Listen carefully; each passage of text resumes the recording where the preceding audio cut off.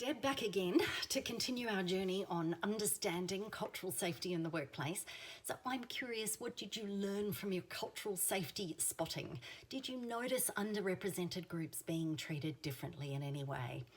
Our 100 or so workshop participants recently told us that cultural safety at work included being accepted, experiencing equal opportunity, and not feeling like you're the other or being on the outer, as it were. They told us that cultural safety actually requires a degree of proactive behaviour to promote relationships and communication regardless of somebody else's background. Now, at its best, people reported feeling valued and even celebrated for what makes them unique. Now, effectively, participants were describing cultural safety at work on a continuum from feeling safe to celebrated. And that also aligns with the Australian Human Rights Commission's prior research. But even more interestingly to me, it also aligns with the new positive duties associated with the Respect at Work legislation to create these safe, respectful and inclusive workplaces, which tells you that adopting the spirit of the law, not just the letter of the law, creates the conditions for a diverse group of humans to thrive rather than just survive.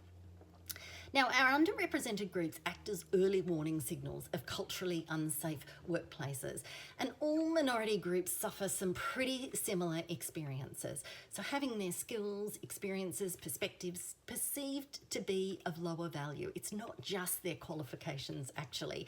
Consequently, they suffer this higher burden of proof to establish their credibility. They're often treated unfairly, and if that cycle goes unchecked, it tends to lead to between a quarter and more than a half of us, depending on our identity, experiencing bullying, harassment and discrimination in the workplace.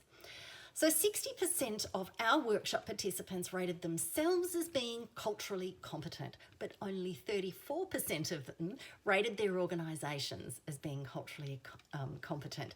So what is it that organisations have to do to become culturally safe and competent?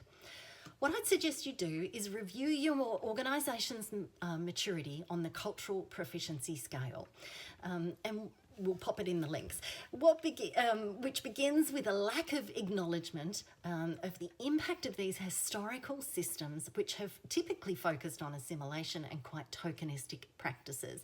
Now, the ultimate destination is cultural proficiency, which is where people's unique experiences are sought out in discussions and decisions and recognised as a source of advantage. So this is the place where both organisations and people actually thrive.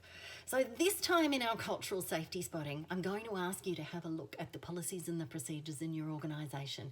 If you have one, and many organisations actually don't, are they culturally blind or designed to support cultural proficiency? And we'll unpack it in our next video.